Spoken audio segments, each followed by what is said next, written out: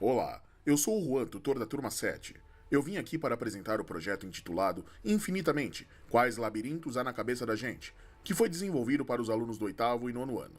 O projeto teve como finalidade investigar e questionar como essa massa composta de 75% de água, mas que pode armazenar o equivalente a 1000 terabytes de dados, é capaz de estabelecer conexões em um número muito superior ao tanto de estrelas existentes em nossa galáxia. É possível até mesmo dizer que se trata de um supremo labirinto que abarca inúmeros mistérios e, portanto, possibilitou uma investigação acerca de sua anatomia, fisiologia e questões ligadas à formação do pensamento, da criatividade e do campo dos sonhos.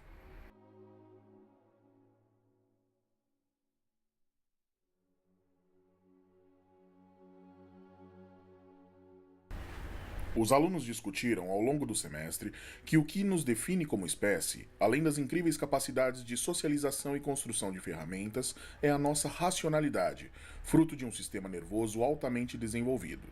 Em suas investigações, puderam evidenciar algumas das características tipicamente humanas, propiciadas em parte pelo cérebro e como ele comanda as nossas funções corpóreas.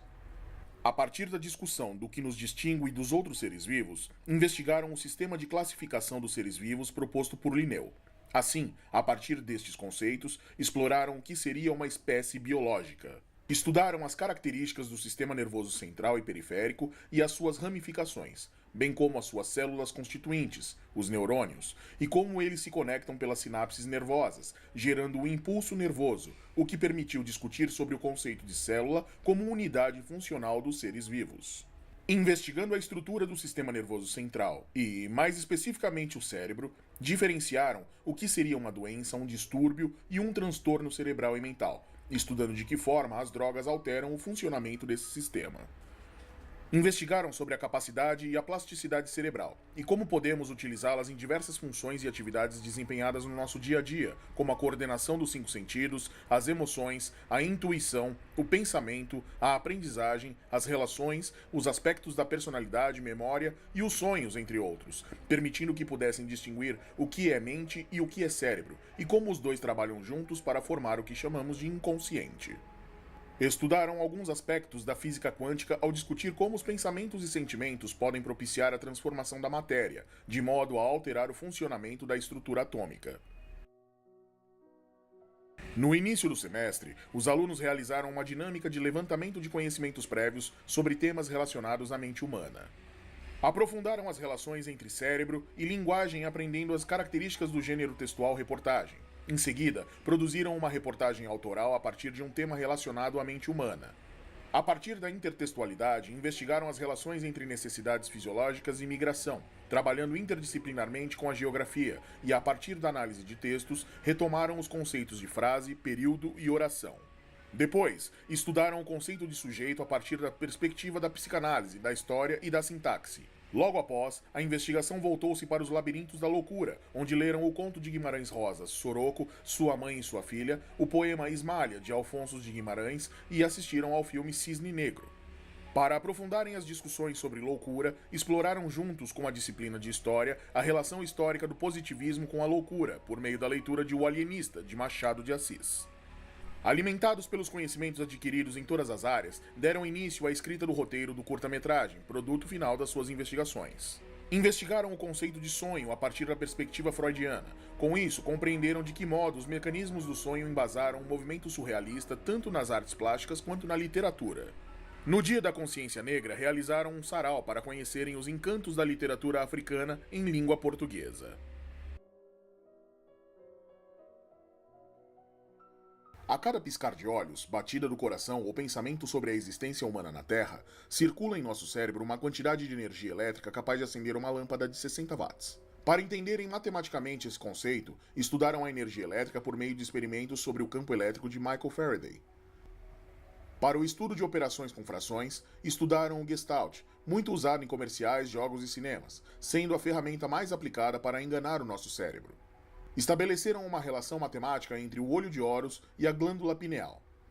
Fizeram pesquisas sobre as formas geométricas por meio de figuras que olhamos através dos olhos como 2D, mas nosso cérebro enxerga como 3D, e vice-versa.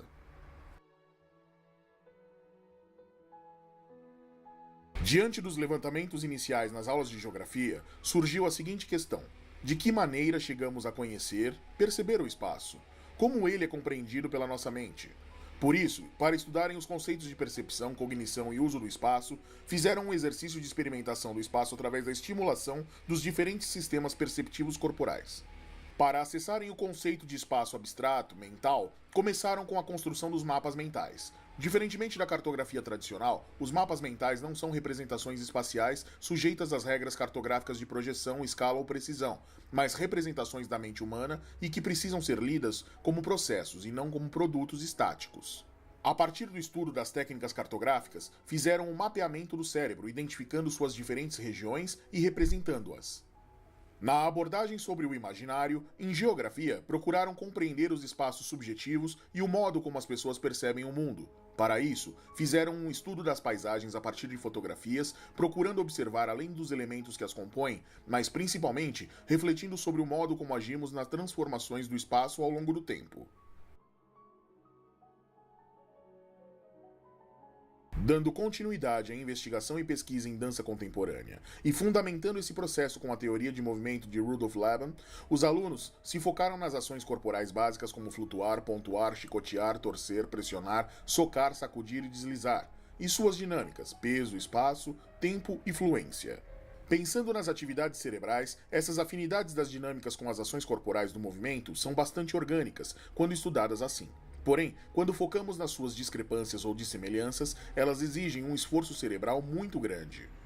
Nas composições coreográficas, os alunos investigaram como usar as nuances existentes dos conteúdos que viram ao longo das aulas, mesclando as discrepâncias entre ações corporais e dinâmicas e as suas afinidades, inclusive explorando o eixo sagital, as homolateralidades corporais e as relações cruzadas. Também foram convidados a explorar e a compor coreograficamente sentimentos e emoções corporais a partir de temas ligados ao cérebro. Nas aulas de cinema, além das técnicas necessárias para a atuação para a câmera, os alunos desenvolveram uma sequência de cenas curtas, enfocando diferentes abordagens sobre o cérebro. Isso viria a auxiliar na criação do roteiro para o filme. A partir disso, os alunos encontraram o tema para o curta-metragem: consciente versus inconsciente, pensando em como criar a história do filme dentro desse tema e construindo assim o seu arco dramático. Simultaneamente ao processo de escrita do roteiro, ensaiaram as cenas já escritas e criaram cenas para serem levadas para a professora de português acrescentar ou incrementar o roteiro. No final do mês de novembro, gravaram o curta, encerrando assim o seu processo de construção de cenas. Os alunos iniciaram o semestre investigando a forma do cérebro a partir de referências fotográficas. Em seguida, modelaram um cérebro humano utilizando a técnica de papel machê. O modelo confeccionado serviu para que as demais áreas do conhecimento pudessem mapear as regiões do cérebro de acordo com as suas funções. Em seguida, os alunos aprofundaram suas investigações em animação, idealizando e produzindo conteúdos que exemplificassem suas investigações sobre a formação das emoções e sensações. Ao final do processo de roteirização, deram início à fase de estudos de figurino, de acordo com as características dos inconscientes definidos pela turma. Por fim, utilizando um editor de imagens, os alunos conceberam um cartaz do seu curta-metragem e levantaram algumas hipóteses de nomes para a produção audiovisual. As aulas de música serviram para que os alunos pudessem ampliar o conceito de gêneros musicais, a fim de que pudessem construir um repertório que possibilitasse o desenvolvimento de uma trilha sonora para um curtíssima-metragem, elaborado e produzido pelos próprios alunos. Além de desenvolverem um processo de criação de vídeo utilizando os smartphones, tiveram que editar esses materiais, encontrando a trilha sonora que fosse mais adequada para cada produção. Dessa forma, puderam compreender a função da trilha sonora como texto, exercendo um importante papel na produção audiovisual.